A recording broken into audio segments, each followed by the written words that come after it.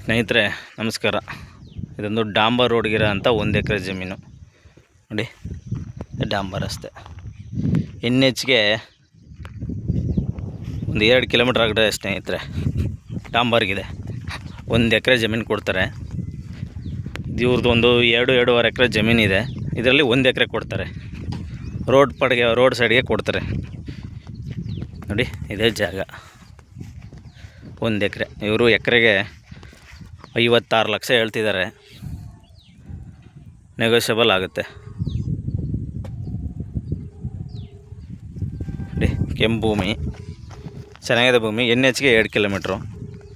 ವಿಲೇಜ್ಗೂ ಕೂಡ ಒಂದು ಅರ್ಧ ಕಿಲೋಮೀಟ್ರ್ ಇದೆ ನೋಡಿ.